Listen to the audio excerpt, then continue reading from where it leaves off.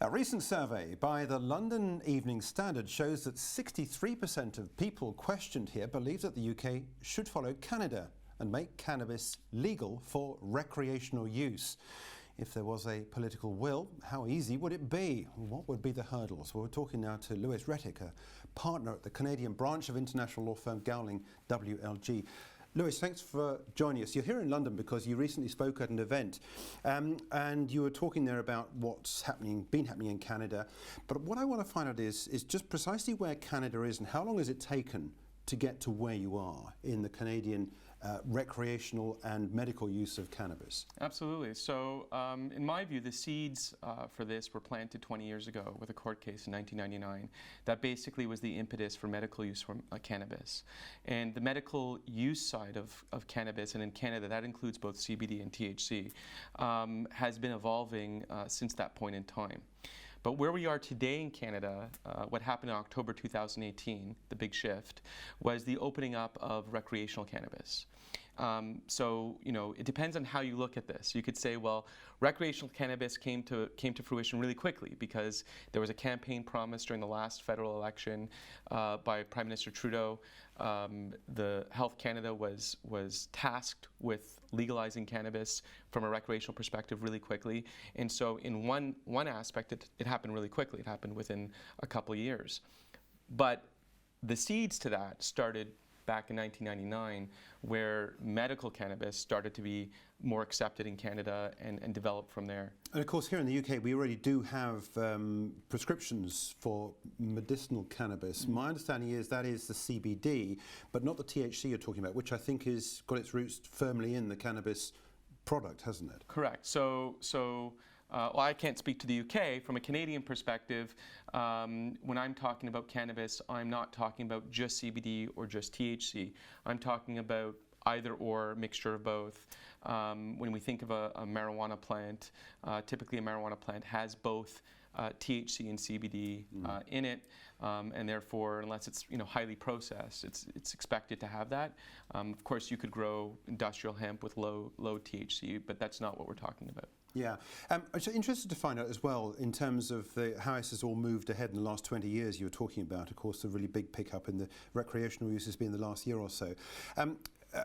The political opposition that would seem to be here up to this date would seem to be quite forceful. What about the Canadian situation? Was there initially a big political opposition to this, or were the doors open fairly quickly? It was just a question of getting the regulatory details through over that longer period of time. Yeah, so I think there's going to be a lot of different perspectives on that. My view is that if we were looking 20 years ago, I would certainly say that not all politicians would have been so comfortable with the legalization of cannabis. Certainly, the legalization of recreational cannabis at that time would have been not as open or welcome. Nonetheless, I would say the social perception of cannabis in Canada is pretty open. But now, when we look at it today, we're going up to a federal election this October, and I don't hear any of the political parties standing up and saying they want to, reverse what's happened. I think that all the parties have accepted that that recreational cannabis specifically is legal, and it's going to stay.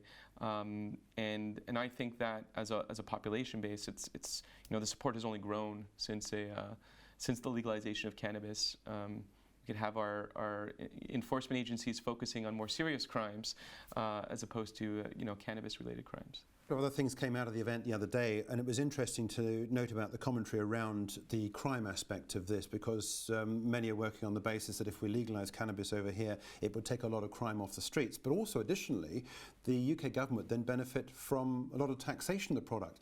Can you comment on any of those two aspects, on how Canada has either benefited or who's seen a shift away from criminality because of the fact it is now legal to possess and use cannabis? Sure. So first of all, it's still very new in Canada. I mean, it's only a couple years old. Well, it actually just was legalized in October 2018 from a recreational perspective. But what I can tell you is, possessing less than 30 grams of cannabis is now not just not criminal, it's perfectly legal and accepted, so just there alone, you've solved some issues.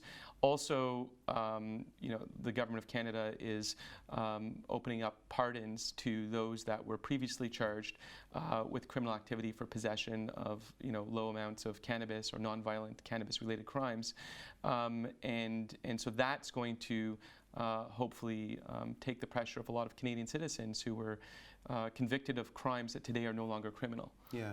So that, to me, is a positive development. And what about the taxation situation? Sure. And how is tax applied to all this? Because clearly there is a taxable benefit, presumably, to the government, not only taking all the crime off the streets, but there is a way in which you can tax the use and purchase of this product. Right. So interestingly, when you purchase cannabis at a retail level, usually when tax is added to products, you don't see the tax added to cannabis. You get a full price.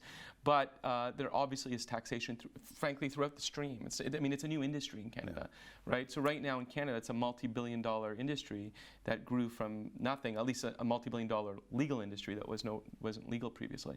And so you have people earning income and paying income taxes. You have trading of goods between business-to-business relationships. So you have taxes being collected throughout the entire supply chain of this industry. It's not just at the consumer level that we would look at it. So certainly this is a benefit from an economic perspective, and any benefit from a legal economic perspective is going to be a benefit to the tax base. Yeah. Look, it's a fascinating subject. We've got to leave it there, but thanks indeed for joining us. Lewis, it's good to talk to you. Lewis Retik is a partner at the branch of the international firm Gowling WLG.